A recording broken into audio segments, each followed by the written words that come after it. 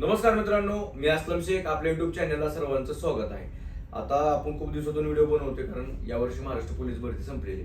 आता नवीन आगामी येणाऱ्या भरती आहेत, त्यांचे कोणते कोणते ऍड पडणार आहेत, त्यातली एक नवीन आपण अपडेटची माहिती देतो तुम्हाला. वनरक्षकची लवकरच भरती निघणार आहे.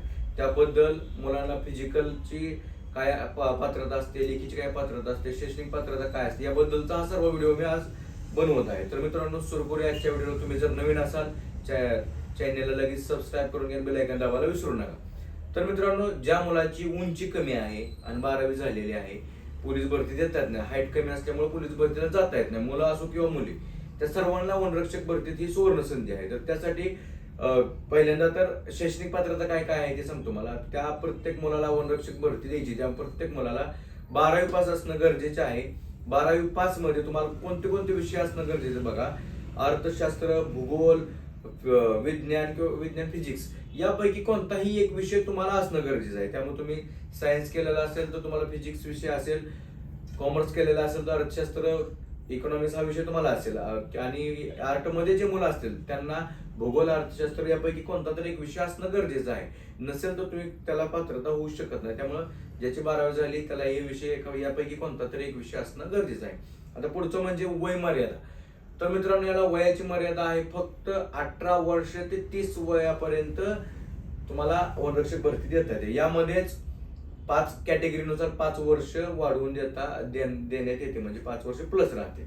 त्यानंतर सगळ्यात महत्वाचं म्हणजे ज्या मुलाची उंची नसते ती मुलं भरती देऊ शकतात. त्याला उंचीची पात्रता आहे 163 सेंटीमीटर मुलासाठी आणि मुलीसाठी आहे 150 सेंटीमीटर. ज्या मुलीची हाईट कमी त्याने 100% ही भरती दिली तर चालेल. आता नवीन एक वजनाचा आलेला आहे, ते आता आपण पुढे ज्यावेळेस कन्फर्म होईल त्यानंतर या विषयावरती बोलू. त्यामध्ये मुलांना छाती असते 79 सेंटीमीटर, न फुगवता आणि फुगून 5 सेंटीमीटर भरणं गरजेचं आहे.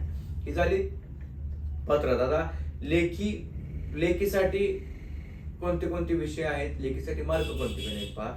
लेखीसाठी आपल्याला 120 मार्काचा पेपर होतो. पहिल्यांदा 120 मध्ये तुम्हाला 60 प्रश्न विचारले जातात. त्यामध्ये 2 मार्काला एक प्रश्न असतो. यामध्ये निगेटिव्ह मार्किंग वगैरे तसली पद्धत नाही. तुम्हाला 120चे 120 तुम्ही सोडवू शकता.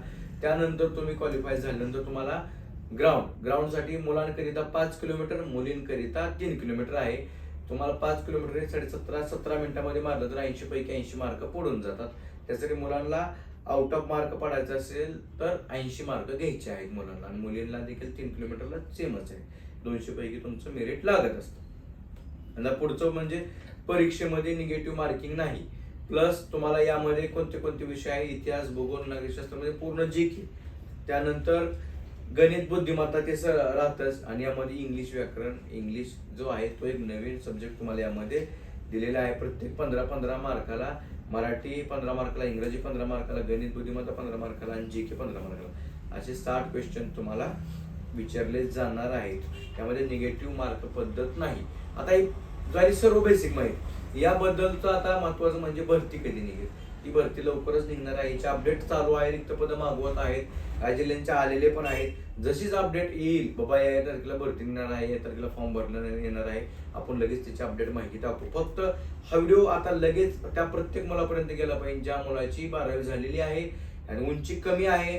मुलगी व मुलगा दोन्हींची हाईट कमी, पोलीस भरती देता येत नाही, आर्मी भरती देता येत नाही, तर त्यांनी लगेच हे क्षेत्र निवडा आणि आपली तयारी लागा. कारण ग्राउंड टफ आहे, पेपर पण टफ आहे, कॉम्पिटिशन वाढलेलं आहे. त्यामुळे लगेच तयारी करायची आणि तुम्हाला वनरक्षक मध्ये भरती होण्याचं स्वप्न पूर्ण करायचं असेल तर लगेच तयारीला लागा. आणि यापुढे कोणता व्हिडिओ बनवून नक्कीच कमेंटमध्ये सांगायला, तुम्हाला त्याच्याबद्दल मी माहिती देईन. भेटूया पुढील व्हिडिओमध्ये. जय हिंद.